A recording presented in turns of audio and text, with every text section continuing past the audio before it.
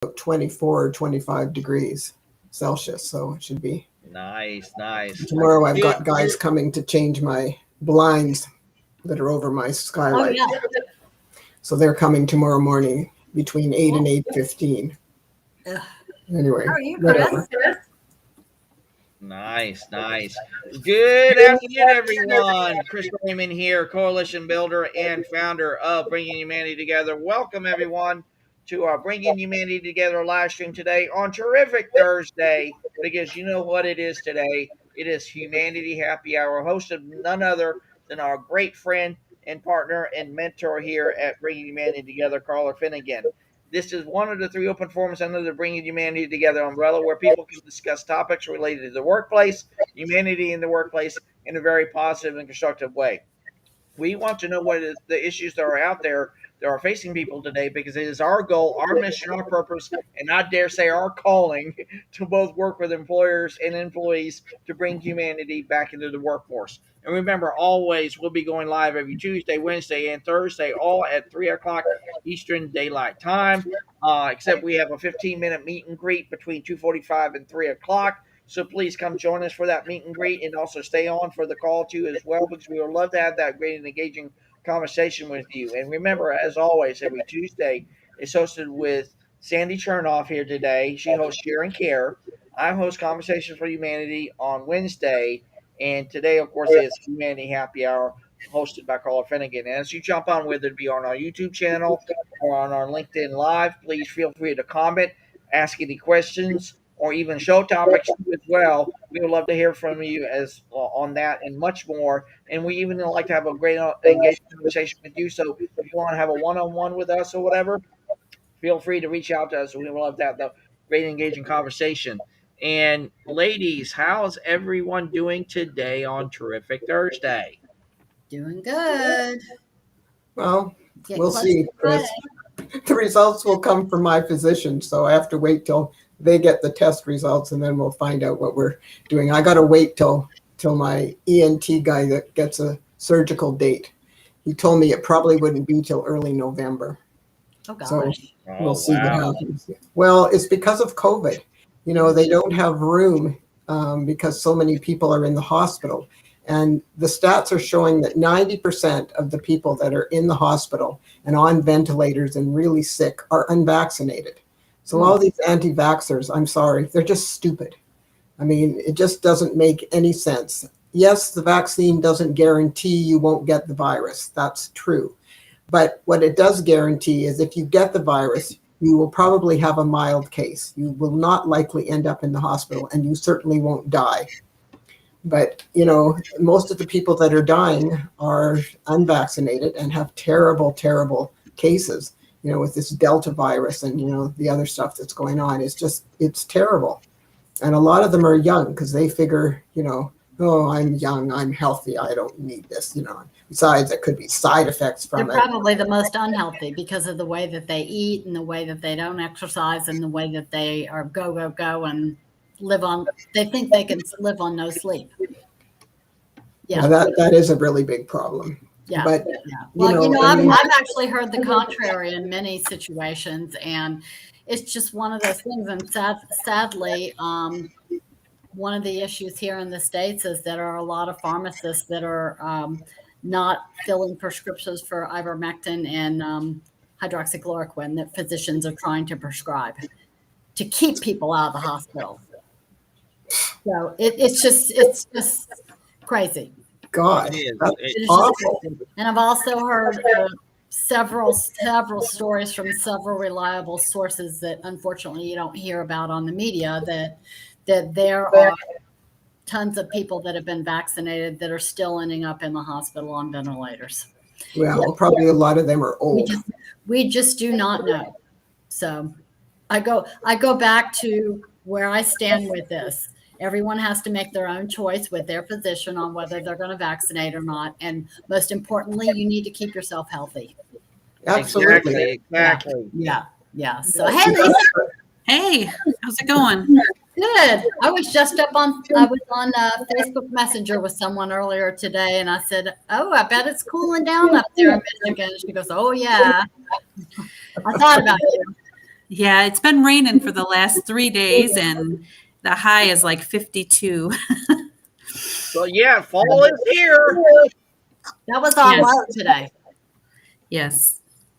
Mhm. So I told my husband when it was getting dark on the golf course at 7:30 last night, I said, I need a Florida fix.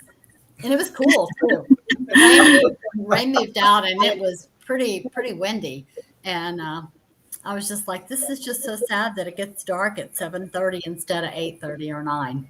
My Mhm. daughter's mad at me because I went to the lab and had my test done today instead of going golfing with her. So she gave me holy shit. Uh-oh. I'm not kidding you. I phoned her to tell her, to remind her that I wasn't going to be meeting her at the golf course because I had to go for test. Well, why did you pick today? And I said, I picked today because that's when I could get an appointment. These labs are so busy. You go online and a lot of them say no appointments available. Yeah. So I had to pick a lab where there was an appointment available. So unfortunately, it was today at 11:25. I mean, it just, and I told her, I said, I'm really sorry. Well, you didn't have to do it today. I said, well, I've got the requisitions and the physicians want the results from the test. Well, you're not having your surgery for a month, or whatever. I said, it doesn't matter. They want the tests taken care of. Right. So, Yeah. Well, is that the only day she plays golf? usually, but she usually also plays on the weekends, and I don't play with her on the weekends. Yeah. Okay. Because Yale hasn't been golfing, so I like to spend the weekend with my husband. Did you all used to And play that's golf a together? good thing, though. Well, what we used to do is on Mother's Day and Father's Day, the three of us would go golfing. Oh, okay. Yeah, I love to play golf with my husband, especially on holidays, because everybody else is in their house doing the family thing, and they're like, I can't even get out and go play golf. And we're out there, we got the whole course to ourselves. It's great. Perfect. Yeah, it's like Thanksgiving, Christmas, Mother's Day, Father's Day, Easter, because we're not brunch people for Easter brunch or anything. Okay. So we're on the golf course. Well, I live on a golf course. I know. I know. Don't remind me. And it's just, I told you, unless there's snow on the ground, there are always golfers out there, even in the pouring rain. I can't believe, Carla, that these people play in the rain. I mean, how much fun can that be? They're out there, they're out there playing in the rain. After it's rain when the drainage is bad and you're like going through the muck, Exactly. So no, I don't play in the rain. No, I don't know. My thing is, I'm like kind of the weather radar girl, I love to watch weather and see storms come through and stuff. And I'm like, yesterday afternoon, I'm like, okay, I'm stopping my phone at 4 o'clock going, okay, the rain should be through and it'll be farther to the east by the time I go, So the famous line is we've been poured on many times. And I've been the one that has said, oh, it'll skirt us. So it's the same thing. I don't ski in the rain either. If it's raining on the mountain, I'll stay in the cabin. I'll ski in the snow. I don't mind skiing when it's snowing out, but I don't like to ski in the rain. It's too wet. The chairs are wet and you get wet. It's just, it's not fun. I don't like being wet. Yeah, right. It's like showering. Yeah, I skied in. Exactly. I was in the French Alps and I skied, and it was the very last day, and nobody else wanted to go out because it was sleeting. I said, I'm going because I have no idea when I'm going to be able to ski again. So I had such windburn on my face peeled. Ooh. Yeah. Wow. It was cold and wet and sleeting sideways. Yeah, that's how it's raining today here. It's raining sideways. Wow. Yuck. Well, tomorrow's supposed to be very warm and Saturday's supposed to be nice, but it's supposed to start raining again Sunday, Monday, Tuesday, maybe even into Wednesday. It's fall. That's usually how it happens. It starts to get like in the spring, it'll start to get warm and then it'll rain. Well, Vancouver is known for its rain, so it's not too surprising that, it's fall. So, like yesterday was my son's birthday, but I waited until Yale came home, after the meeting to phone him so we could talk to him together. So I said, so how's your day going? Well, he says, you'll love this, Carla. The dog woke me up at 4:30 this morning. So I said, what? I said, so what did you do? He said, I went for a run. I said, you went out in the dark for a run at 4:30 in the morning? That's my With the son. dog? No, the dog stayed at home. Oh, okay. But The dog would have come back upstairs and was under the covers or something, you know? well, normally when Mark goes for a run, and he'll run for 10, 12, 13 kilometers, his younger son who loves to bikes with him. So Mark runs and Sam bikes. Wow. He loves to go on his dad's runs. Impressive. So, but I'm sure he wasn't getting him up at 4:30 in the morning. How think you'll be sleeping? I don't think that would have gone over. Well, anyway, I mean, he had to go to school today, so that wouldn't have been a good Yeah. idea. Yeah, that would Yesterday, have gone very well. not be a good idea. He's so happy to be back at school. I Oh, said, I bet. so how's school going, Sam? He goes, I like my class and I like my teacher. I said, Oh, good, I'm that's glad great. to hear that. And my older grandson said the same thing. They both said exactly the same thing. They like their class and they like their teacher. I said, that's Oh, great. that's right. Glad to hear that. It's wonderful. That's right. Because Jack usually doesn't have good things to say about school. He's Oh, well, too that's smart. impressive that he likes his Yeah. school. Yeah. It is good. I was very happy to hear that. And he's been happier lately. So maybe the psychologist that they've been taking him to has been giving him some different strategies. Right. Because he has his view of the world. And if things aren't going the way he wants them to go or the way he expects them to go, he gets very upset. Oh, really? But I think that the psychiatrist that he's been seeing has been very good and has given him some new strategies. Because I said to Mark, I said, he seems so much happier. He said, yeah, the Well, psychology. part of that might be getting back into school and socializing too. Well, he's not a very social person, Carla. He's more like his mother. He's more reserved. Sam is like my son. He's a social butterfly. Yeah, but I mean, there's different degrees of socialization and just being around even just a couple of people. Yeah. It's Well, he better has than friends. being He has isolated. friends at school that And he it's been likes to tough. see. It's been tough on But- kids. Really Yeah. tough on kids. Sam was very upset last year because in Ontario there was no school. It was all homeschooling. And Sam was very unhappy because I told you this summer when he went to camp, we Skyped with him the day before they left. You'll love this, Lisa. And I said, so Sam, are you looking forward to camp? Yeah, I get to socialize again. He was so That's awesome. And when he came home, I said, so Sam, how was camp? Oh, I made new friends and some of them even live in our neighborhood, so I'm going to be able to see them. He was so excited. That's great. That That's is amazing. He also, my daughter-in-law has a beautiful singing voice, really lovely. She actually sang at their wedding. Oh, And nice. She Sam sang at her own wedding? yes, and Sam sings like his mom, and he's learned to play the guitar. So he plays the guitar, and he and Kim sing together. It's just Sam loves to entertain, and he's he's not shy at all. Mm-hmm. And so he'll get up on a stage. He doesn't care, and so it's really fun. And they sound wonderful together because they both have a really nice voice. Jack plays the keyboard, so sometimes he'll also keyboard along with him, but he doesn't like to sing as much as Sam does, and his voice isn't as good. But it's just, my little grandson he's so cute and he's so much fun. Such an interesting little kid. He's blonde. He's totally blonde. And he has big blue eyes and he has the biggest smile you've ever seen. Wow.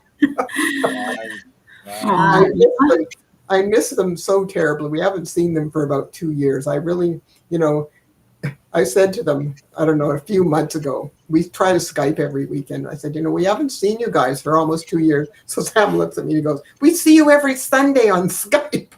I know, Sam, but it's not the same. I don't get my hugs and I don't get to do things with you. And I really miss that. He says, yeah, I miss you too.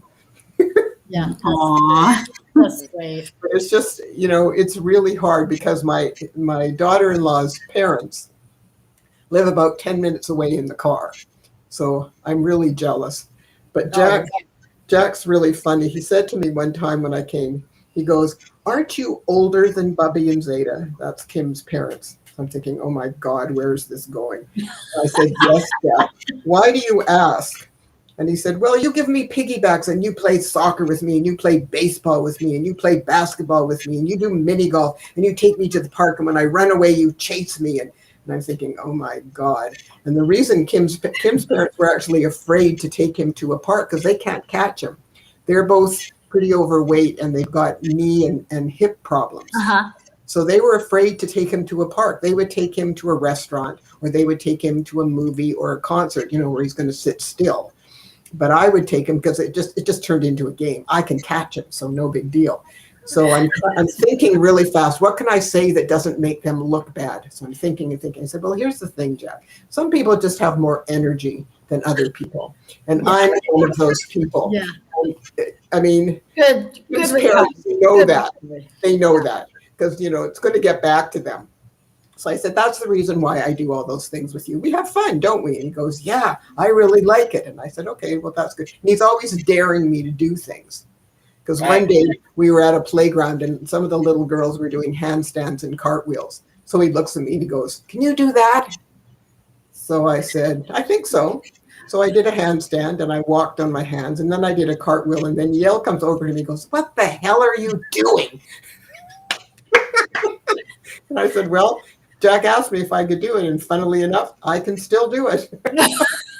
Yep. So Miss Carla. Before we get started, I have a video that I'd like to share. Okay. Yeah, we're in the videos. So, go for it, Lisa. Can I do that here, or do I have to send it to you? Just go to share screen. The middle button. Okay, I got it now. Okay. All right. Let's see.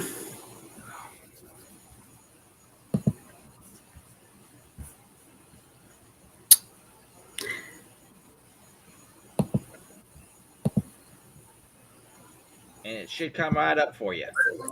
Can you see it? No. Okay, hold on. Let's see. Share screen. And it should be a Chrome tab. Should be what? Choose the If it's option on- for Chrome tab. Gotcha. Okay. There we go. Hold on. Just give me a second. I just saw it pop up. Here we go. Cool. All you have to do is make it full screen. That's all you got to do.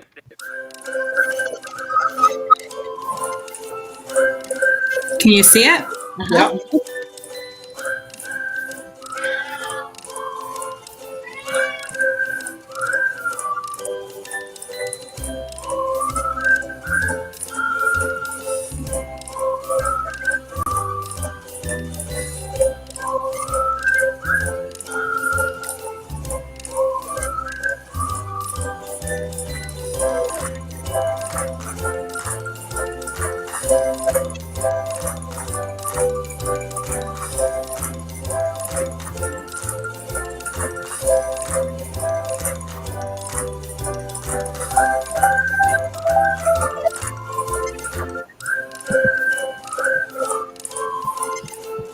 Okay, it's just going to keep replaying.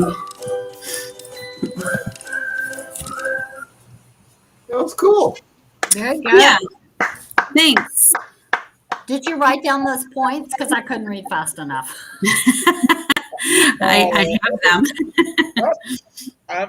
I'm going to be honest, ladies. I'm in tears right now because you know what? Oh, God, you made Chris cry. I'm sorry. No, it's cries of joy because, ladies and gentlemen, every single one of these great ladies have inspired me and just have uplifted me in such a way that I'm seeing things coming out to fruition. And I'll leave. every And you want to go? person on our great and growing team here bringing humanity together is just, I mean, literally, when I just saw that, Lisa, I'm just like, oh my gosh, we're doing it. We are doing it. And We will. Talk about engagement. Right. Yeah, talk about engagement. You definitely got me engaged now, Lisa. So see what you've done. I am there. So, Carla, the show is yours. Oh, man, that's a great intro. It was perfect. I wish I'd known you were going to do that, but I'm glad we got to surprise Chris because I don't think I could have kept it a secret. That's funny, Carla. On that note, on Mondays, guys, for everyone listening, we kind of talk and brainstorm about what we want to talk about for the week, something for Tuesday, Wednesday, and Thursday, and then try to tie them all together. Sometimes they tie together, sometimes they don't. But it's great to have everybody's input. So if you think of something that you would like to have addressed, by all means, speak up, write it in the comments, whatever. Let us know, because we'd love to hear what you all want to hear. We're not here to hear each other talk. We're here to give value to you. Of course, we're here to have fun too, but feel free to reach out. One of the things we talked about at our Monday meeting was engagement and involvement in the job. And there were some things that I was reading about that were talking about people that were highly engaged in their job. And these people are usually more personally identified with their job. They feel like they're personally attached to their job. They're more motivated to work harder and more productively, and they're also more likely to produce what the company expects or what the customer expects. A good example that came to mind when I was reading this is, you know that somebody really likes their job if they go above and beyond, especially if you're in customer service. If they say, let's just say you're working in a department store, and yeah, you love the company, you like the benefits, you like the people that you work with, you're engaged in your job, you have fun in your job, you like working with the people that you work with, you're doing what you're doing. But there are people that go above and beyond. And if I had said, hey, where are your long sleeve blouses? If the customer service person says, they're over there against the wall, how would that come across, as opposed to, come on, let me show you what we've got? You know, those people are more engaged in their job. And they feel like their job allows them to use their skills and use their ability to the fullest extent. So it's really important for a company to actually foster that growth in people to where they can use those skills. They feel challenged at work, and they feel a sense of personal accomplishment in what they do. And having been in the nursing field for 40 years, there's a difference in nurses. There's some nurses that go, and like if you're in working in a hospital, they'll come into the room. Hi, how are you? My name is Susie Q. I'm going to be your night nurse. Are you having any pain? Let me take your vital signs. Let me know if you need anything. And next thing you know, they're gone. And then there are other nurses that go in there. Hey, how's it going? Is your family here with you tonight? What can I do to help you? Really going above and beyond and actually getting to know people. Those people are the ones that are engaged in their job, as opposed to just showing up for their job. One thing that they were talking about, is it possible to have a personal engagement in your job, but not feel connected to the company? Which I thought was a very interesting question, because a lot of people think that those two terms are interchangeable. They think if somebody's engaged in their job and they're doing their job and they're doing a great job and they love what they do, that they're connected with the company. I think it depends what the company's it depends what the company stands for. And right. The different sorts of things that maybe you do relate to it and maybe you don't. So it's just a matter of, what is their mission statement, or what is their focus. And if it lines up with yours, we're good to go. If it doesn't, they may not stick around in the end.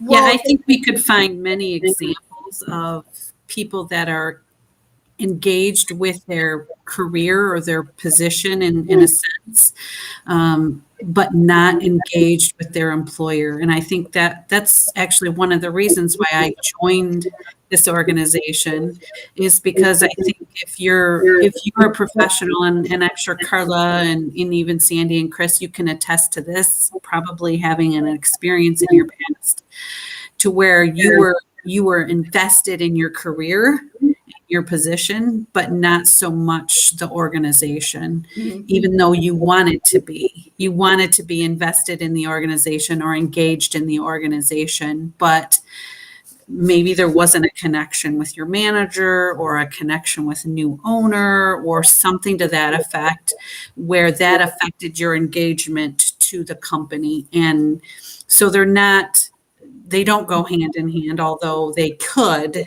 if you're aligned in your goals. I have to go, guys, because I have to do something with Yale. But anyway, have a great conversation, and I'll see you guys next week. Have a wonderful weekend too. Thanks, you too. Bye. Bye. That was one of the things that they talked about, that a lot of people think that they're interconnected and they go hand in hand, but they don't always go hand in hand. I know after 40 years of nursing, yes, I was engaged in the profession, but there were times that I wasn't necessarily committed to an organization. And I think that there's a lot of people out there that that are the same way. They're looking for the next company that's going to give them better benefits or better perks or better this or better hours or whatever, even though they like what they do, say in graphic design. They cannot say, I'm going to be with this company and I'm aligned with them till the day I die. And when you can say that you are committed, you are engaged with your company, with your job or your profession and the company that you're aligned with, that's golden. It is golden, but I think, honestly, in my opinion, I think that it speaks to the relationship building because it's an ongoing effort. I know a lot of people say, well, if you're married and whatever, you shouldn't have to work on that marriage because you're in love or whatever. But that's not true. I mean, real life happens and day-to-day stuff gets in the way, and you have to work on your relationships regardless. I think regardless of whether it's your personal relationships or your professional relationships, you have to continue to work on them. And I think that it goes hand in hand with an organization and leaders, right? You have to continually work on those relationships. Otherwise, someone, it feels like they're taken advantage of or whatever the case may be. But it's an ongoing relationship building effort that has to continue to happen. You could have engaged employees and then you stop doing certain things and then they're going to lose the interest. They're going to lose that engagement. So it's an ongoing relationship that just doesn't stop. It shouldn't stop. Well, it was one of the things that we talked about earlier in the week about people being engaged in their work and giving it their all, and then looking around and going, nobody really gives a flip whether I do this or not. Mm-hmm. Nobody is appreciative of what I do. And it's not that you're doing it to get that appreciation or the pat on the back. It would be something that would be nice to kind of keep you going when the times are tough.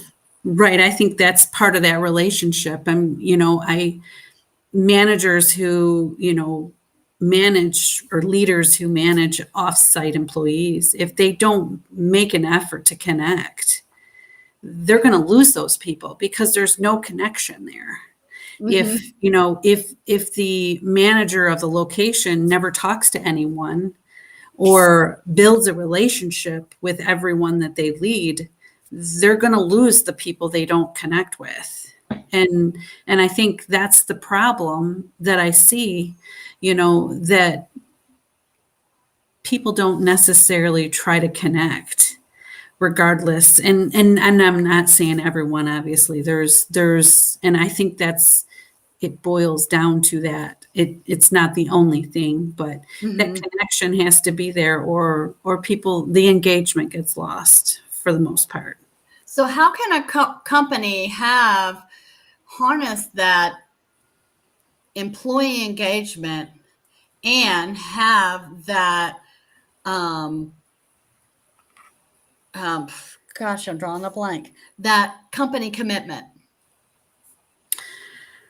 I don't know. I think it's just continuing to build that relationship and knowing your people, and like we talked about before, meeting them where they are. It goes back to that listen, learn, and lead, right? You've got to continually listen and learn.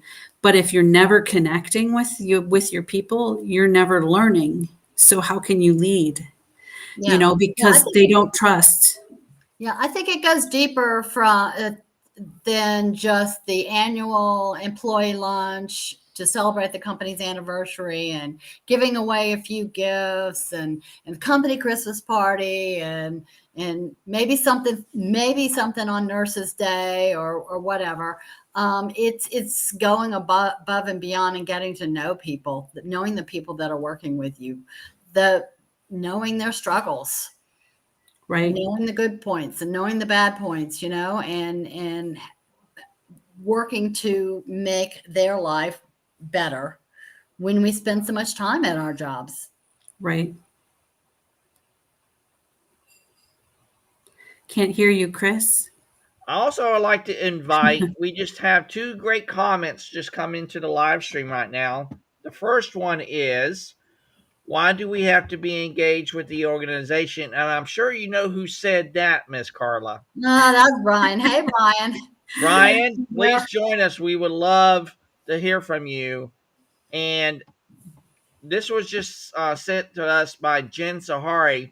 Every person works a bit differently and values different things. When we get to know the values of each person and lead, train, manage them using this information, all sides win. And she just said this as well. Yes, it goes much different than than annual events. It's recognizing that they are all human and knowing the life experiences they're dealing with. So, Jen and Brian, Jen. I would love to have your thoughts into this conversation. So please join us live, and I will put the live link back in here. So here it is, Jen. You will see it. I'm going to reply back to you. And Brian, same thing with you.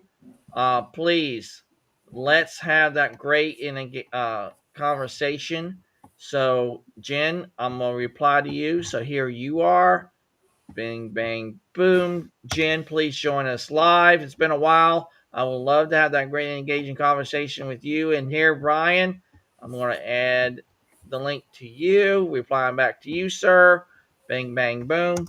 And let's have that great and engaging conversation, you guys. And let's do that. And because Brian is great people. Jen, she's phenomenal people. I love both of these great people. And when they join, I'm sure they're going to bring a unique perspective and everything. And Jen, what you're saying rings and resonates with me.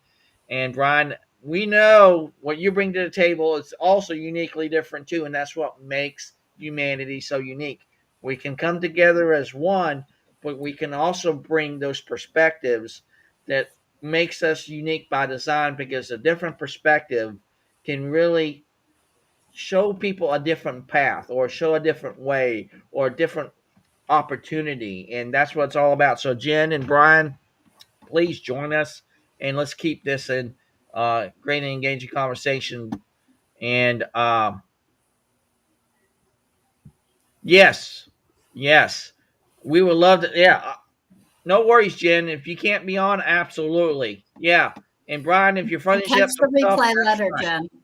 yeah, watch the replay, Jen. Absolutely. Please do. Well, and reach out to one of us, Jen. So please, absolutely, let's keep this great engaging conversation going.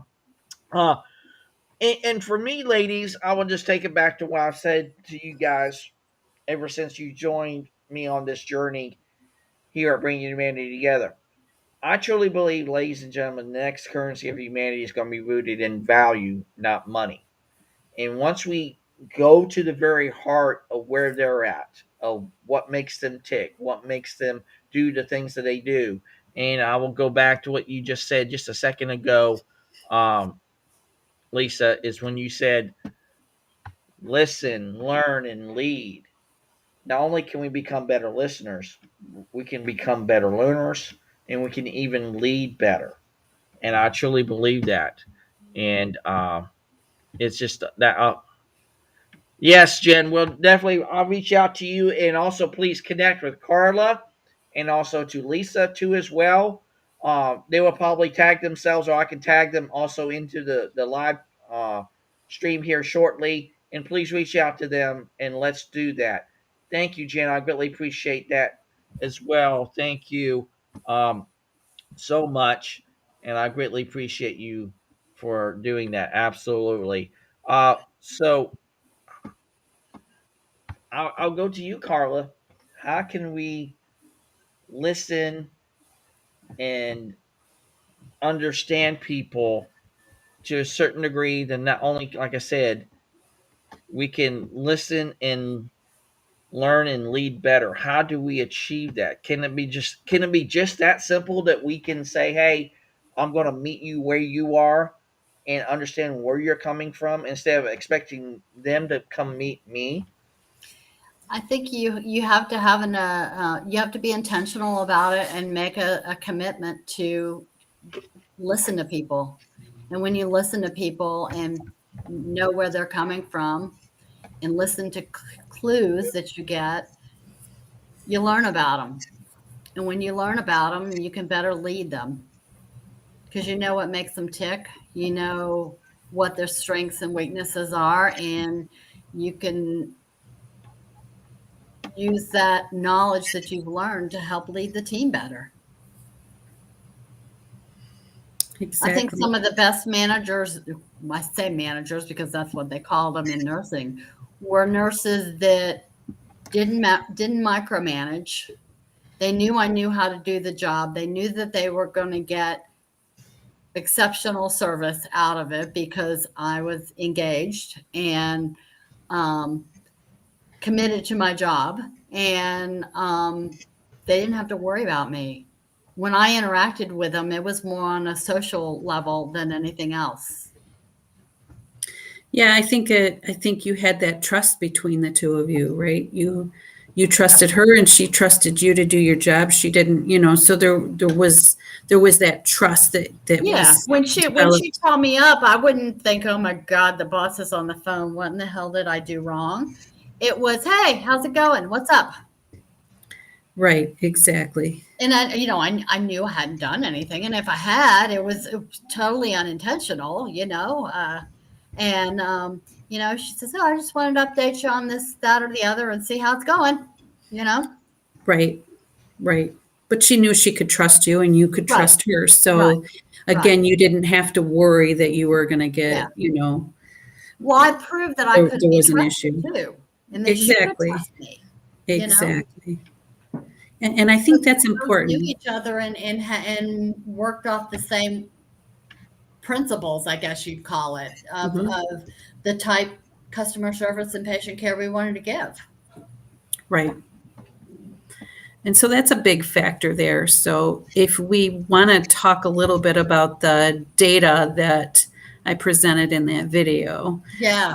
Yes, please. Let's get into that. Absolutely. So basically there's, according to research done by a company called Quantum, this organization is responsible for the Best Places to Work initiative. And they say employee engagement, based on their data that they've collected, employee engagement has 6 factors that have the greatest impact in an organization. Leaders are committed to making the organization a great place to work.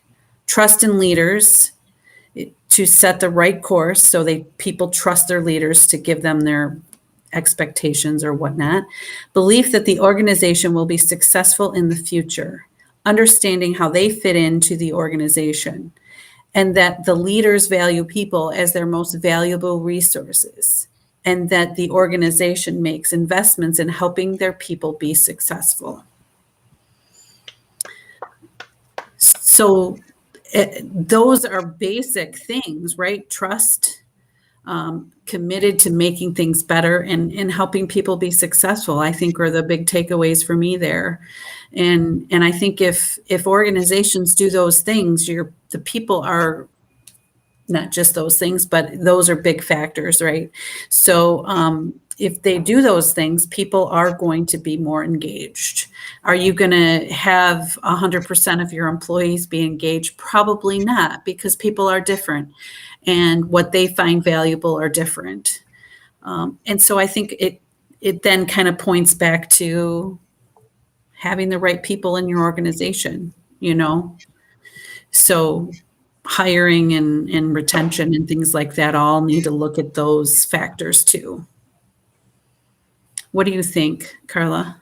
Well, I think that if you do integrate those factors into the workplace along with other things, that it's going to be a win-win for both. It's going to be a win-win for the employee, and it's also going to be a win for the company. Right.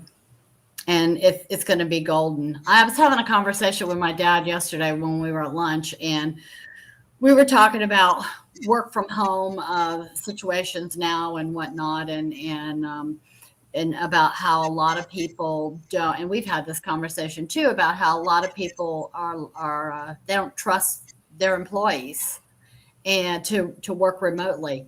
And we were saying, well, if you don't trust your employees, why do you have them working for you? Right.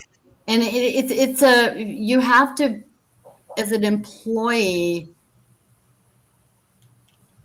prove that you can be trusted to where you can be trusted to do other things. Maybe, back in the day, nobody worked remotely.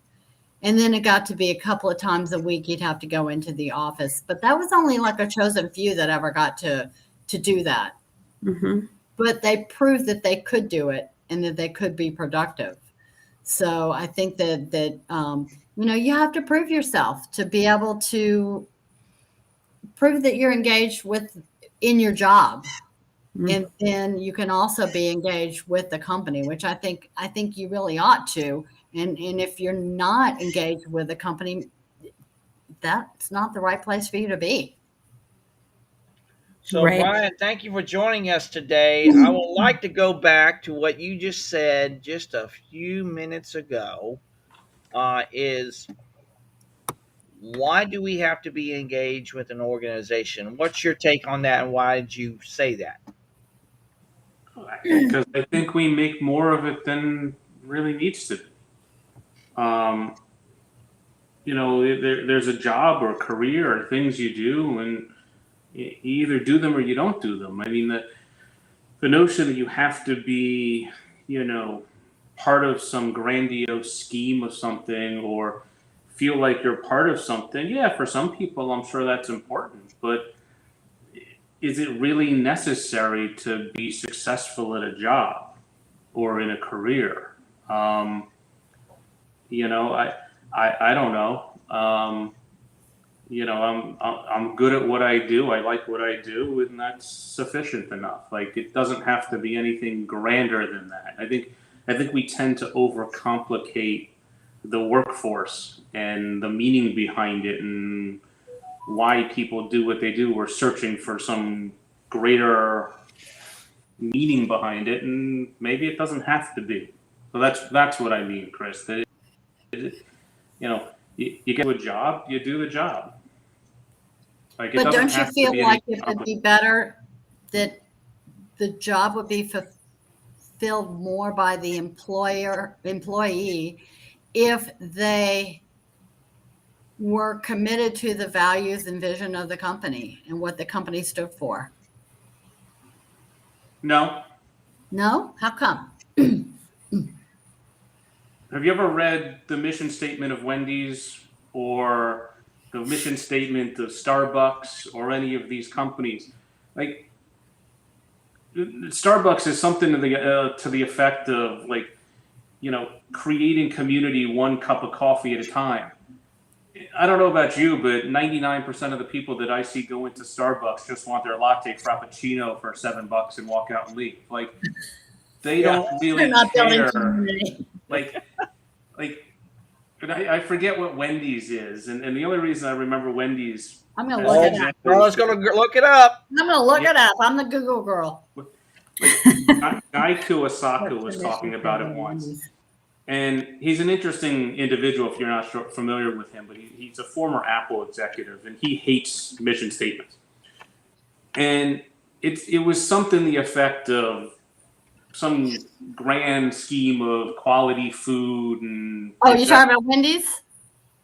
Yeah, Wendy's. Okay. To deliver superior quality products and services for our customers and communities through leadership, innovation, and partnerships. And I can virtually guarantee that 100% of the people that go through the drive-thru have no care whatsoever that that's their mission statement. They just want a burger and fries and move on. Like, give me the burger. Yeah. Yeah, like, yeah. And I'm not saying you shouldn't be aligned with it. I'm just saying I don't know if it's necessary to be. Like, how many stores do you go into? Does the associate or person there actually interact with you in kind of the way in which the company's values are, right? I mean, Disney calls their employees cast members for a reason, right? I mean, yeah, they don't want to call them employees, but behind the facade of it, it's all just one big show, right? I mean, that's ultimately what it is. I mean, it's an illusion of, right? Which is fabulous, but that's what they do. But not everybody's Disney.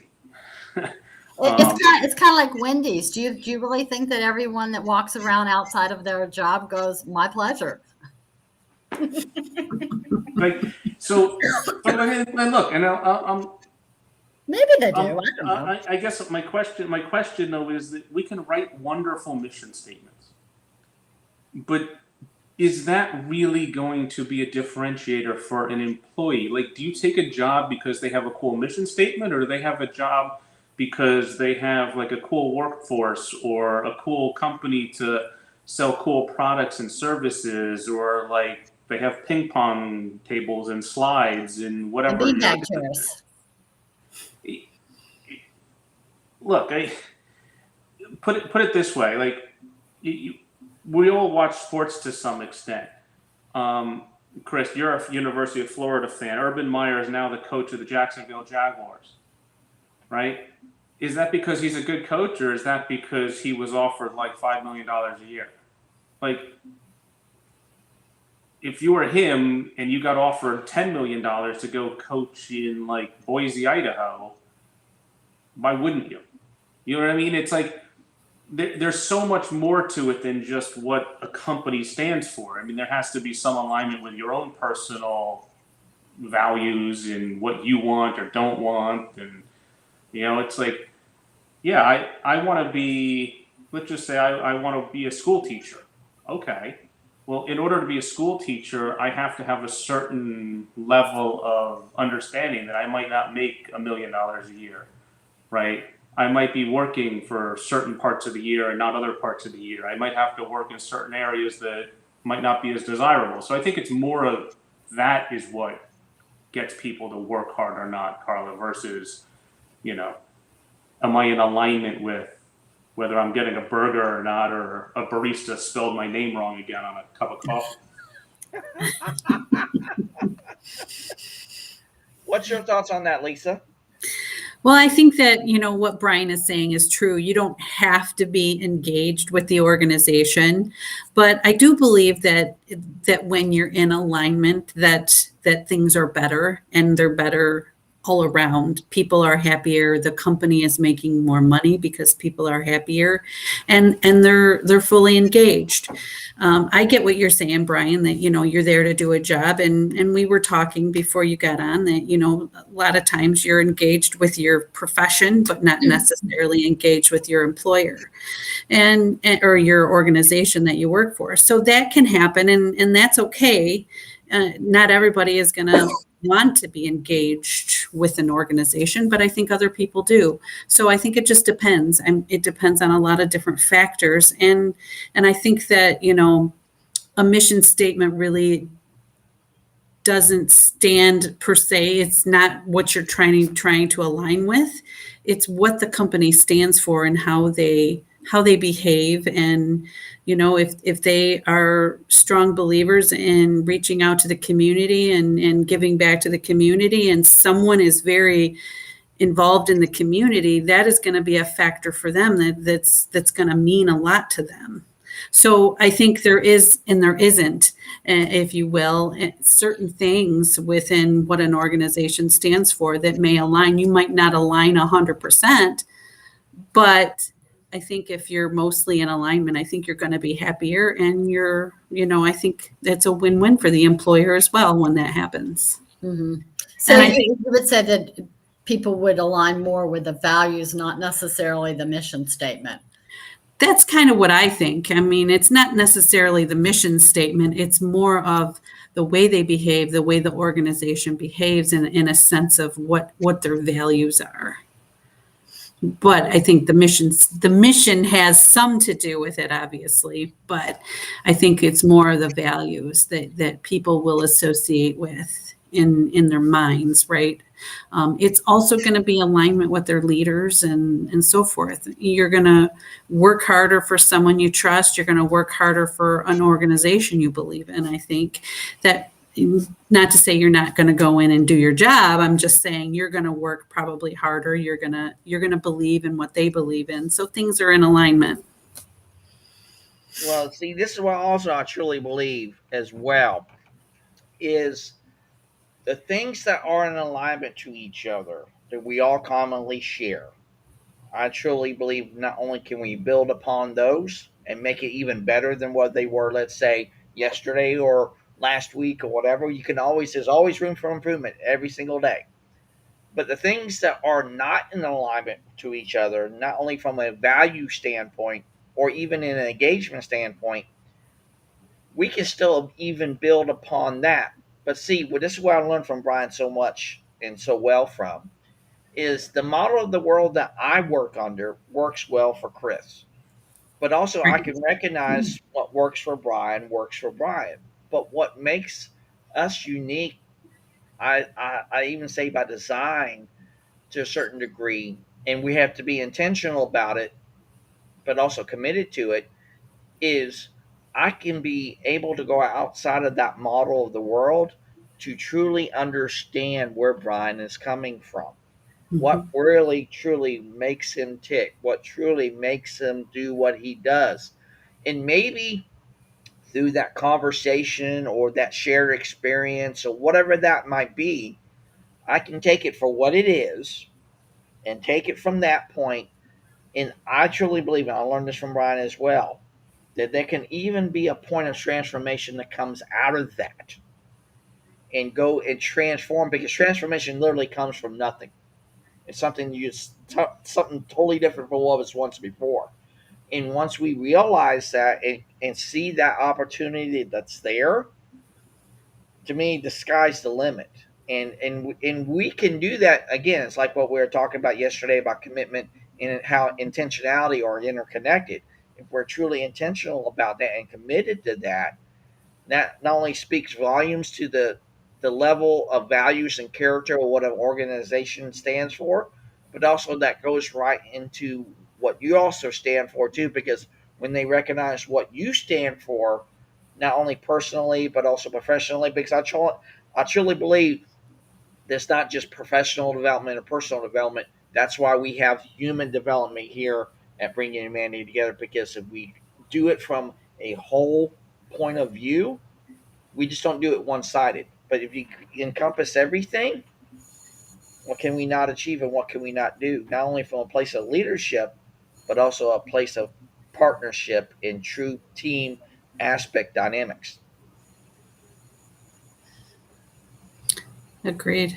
I think that's where, I really think that's where, companies are getting their branding. They're talking about who they are as a company, and their branding is that's their branding. And so they're trying to reach people that believe in the same things. And I know some of it's just a phase that organizations are going through right now. Branding is like a big buzzword, if you will, mm-hmm. But it really does speak to who they are as an organization. You look at companies like Blue Manatee or JetBlue, yes, JetBlue.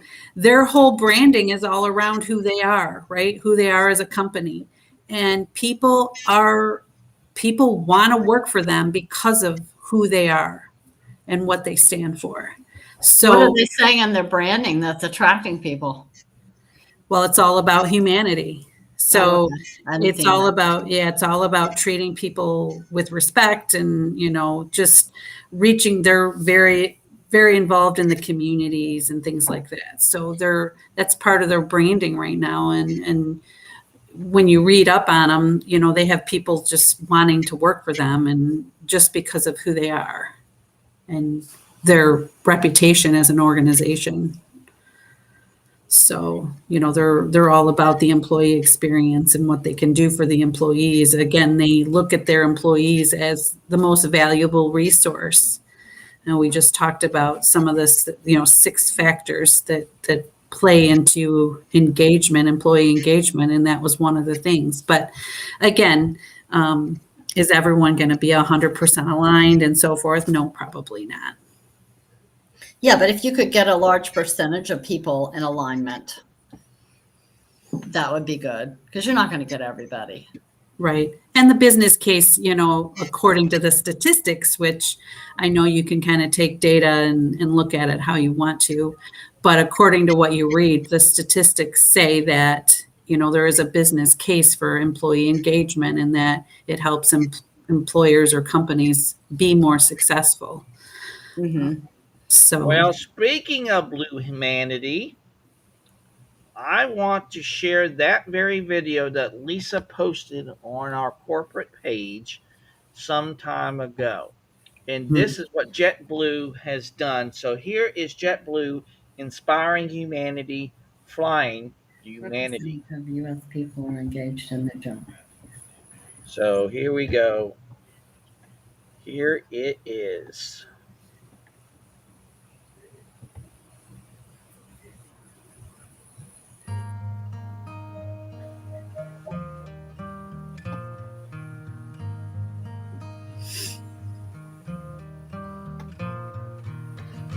A lot of companies will talk about what they do or how they do it. What I like about JetBlue and what I like about the mission of inspiring humanity, it talks about the very reason why we're here. It talks about why we're different to other airlines in that we put the crew member at the heart of what we do. The values are to me the DNA, which I think converts our company into a family. Safety, caring, integrity, passion, and fun. Our values are a critical component of our culture. Our goals, our mission, the people, each other. So our values are one of those cornerstones that go into making the culture or the personality of JetBlue. Every day, crew members have to make hundreds of thousands of decisions, and the values help us get to the right decision. So whether it's an in-flight crew member offering a free movie because the flight is late, whether it's an airport crew member at the gate offering a free upgrade to even more because it's the customer's birthday, or whether it's a geo crew member calling a timeout because they've seen something they don't like. All of those things are values in action in helping us make the right decision.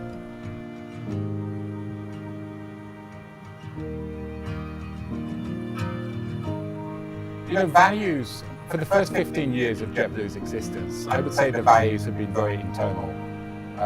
As crew members, we've known what they are, but it's not something we've really shared with customers. By putting it on the side of the airplane, I think we're making a very bold statement that says to our customers, you know what, this is our mission, these are our values, and we want to share those with you. What inspires me most about Blue Humanity is it came to us from our values committees, specifically our Tech Ops Values Committee, who wanted to honour Jaylin, the granddaughter of a JetBlue crew member. My name is Roger Anderson. I'm a lead technician at Tampa, Florida. My granddaughter, Jaylin, her condition was found in October of 2012. The doctors diagnosed her problem as myocarditis, the swelling of the heart. At that point, we knew that she was going to be placed on the heart transplant list. Roger approached me and told me that his granddaughter needed a new heart. I was a member of the Values Committee for Tech Ops, and I thought it'd be a great idea to have a fundraiser to support the heart transplant for the little girl. technicians all through the system, raised for my granddaughter. Crew members, executives, they all banded together for one special cause. For people to reach out, not knowing my family or myself, but knowing my situation, I thought that was impressive. It was awesome. We heard of Blue Manatee when the design of the aircraft was in the planning stages. I didn't know that they were painting an airplane. I didn't know that it was going to be inspired by my granddaughter, Jalen. It's going to be pretty emotional, especially when it pulls into Tampa and we work on it. For the night when the guys go out and work. It's not that we do anything different with any other airplane, but it'll be special, meaning for us, for me, it'll be special. Oh, so sweet. Now, isn't that amazing? Mm-hmm. That is what humanity can truly turn into. Yeah. And we can do it. If JetBlue can do it, why can't we? At least put out the possibility that we invest in our partners, our family, our community, because I believe this: the very same community that we live in is the very same community that we're working at. They're interconnected, they're intertwined. And what JetBlue did for that little girl, that shows that they care. Mm-hmm. What's that great John C. Maxwell quote?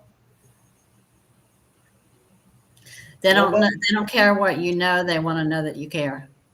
Exactly. Right. And to get employee engagement, you got to have that simple, basic humanity instilled in you to such an extent that people see that and it resonates to them on a deep, meaningful human level. Granted, you can give them all the events out there to be able to show the appreciation and give them, like I say, we're going out for just like what Sandy does with her dad when she was at the dentist office. They would go out for a week and take ski trips or whatever. That's great.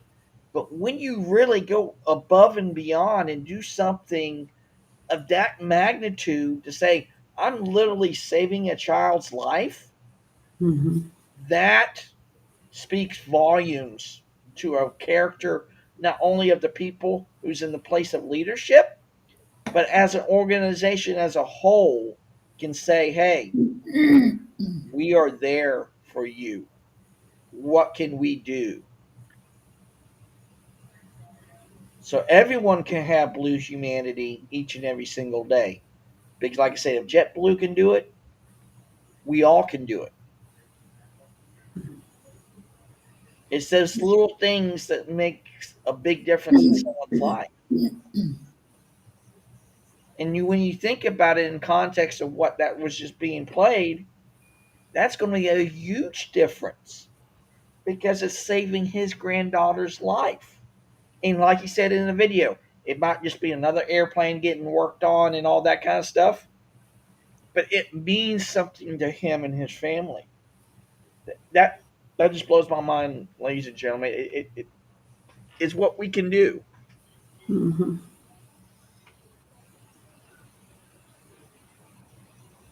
It's what a lot of organizations need to do. I agree. There's doing. Yeah. And I know and recognize not a lot of organizations and or people who work inside them are going to have things meet eye to eye. It's like what Brian has said on these calls. Some people just want to go into the 9 to 5, go in, get stuff done, and go home and get a paycheck. Get it, got it, good. I understand that, recognize that. Well, there's also people that in the organization that I may have one viewpoint of the company and how the company supports their employees, and another person could have some viewpoint that's completely different from their own vantage point, and then everyone has their own idea of what they think a supportive or non-supportive organization looks like.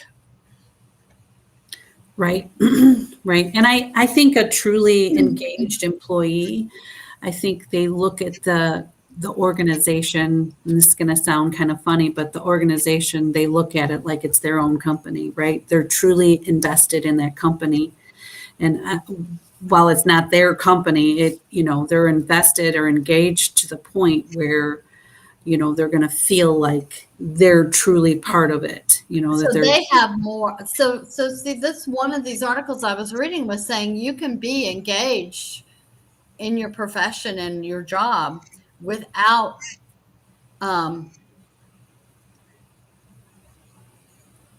being engaged in the organization. Yes, organizational commitment. It was the term I was looking for. Without organizational commitment. But there are people that have both, that they love what they do, they love their job, and they truly have organizational commitment as if it were, in some respects, their own company. I mean, exactly.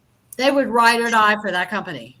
Exactly. It's just like I forget the guy's name that we were talking to the other day, where he said the people, he basically had to shut down, and he sat there and told his employees that he had to shut down, and they were with him without pay. I mean, how many people would do that?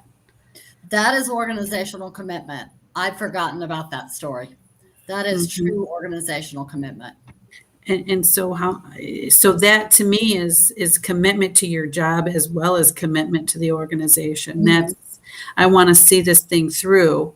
Right. I don't want to give up on, and I think it really boils down to that relationship thing with your leader.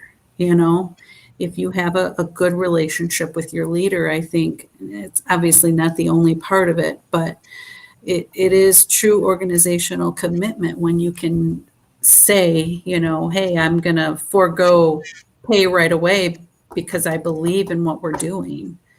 That doesn't happen often. And obviously they must have had the ability to do that, because some people wouldn't have the ability to just say, oh, I'm not going to get paid for 3 months or whatever. Yeah. So that came from Natali. Remember? Natali, yes. Yeah. Mm-hmm. He was forced to tell his crew and team that he had to come up with $40,000 in 2 days, or he'd have to shut the doors. Mm-hmm. But 10 people stood up and said, I'm staying.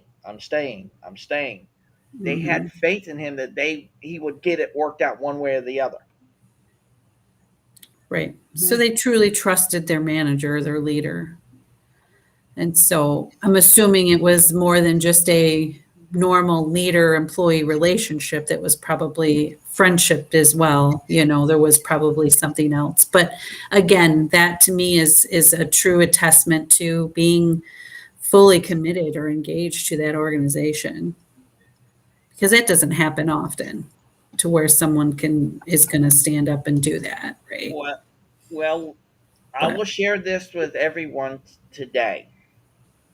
Ever since I started working back when I was 16 years old, for a great number of years, I always was selfish for myself, so I didn't really truly buy in to the mission or everything organization was asking me to do. I was just like Brian is quoted in a couple of different studies and everything. I was just doing enough not to get fired, and I was only doing that much. But to me, it was like probably 20 years ago. I just opened up my eyes and said, you know what? I'm going to be fully engaged in to this such an extent. I'm going to make this my business, even though it's not my business.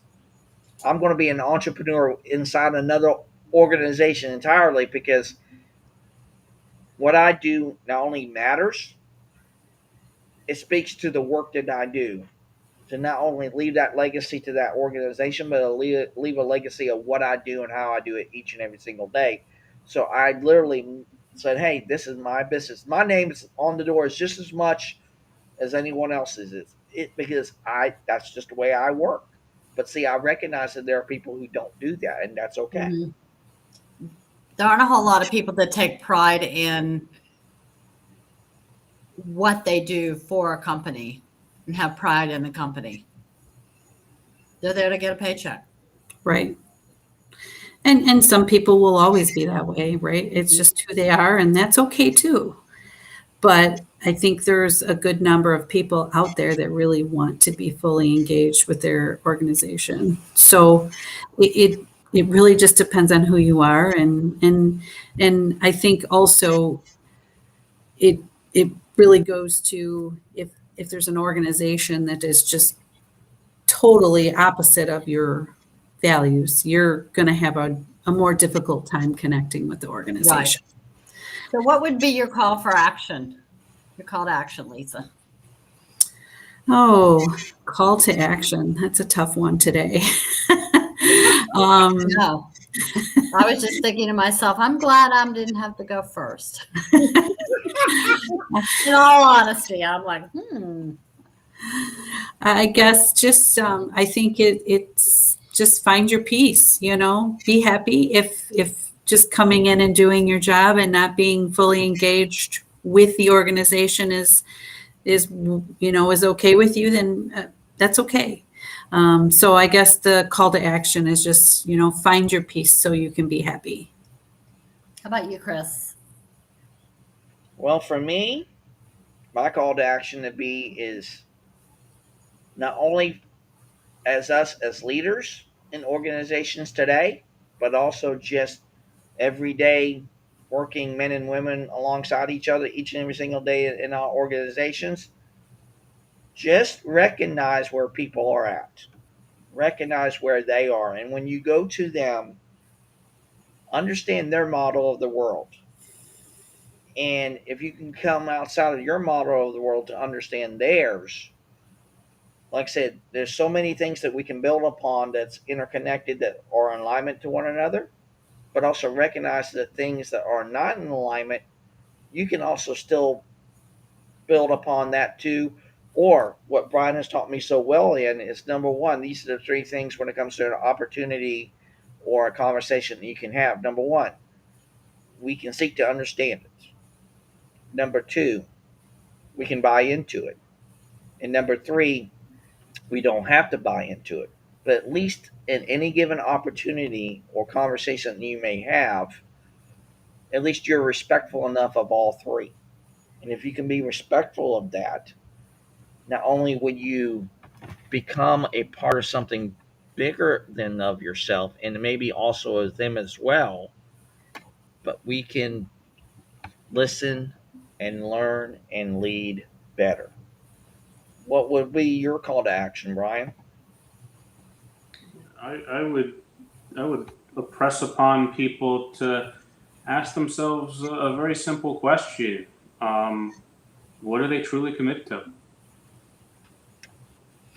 I mean, we talk about values and different levels of values and buying into what companies put down on a mission statement or what they stand behind in their own values.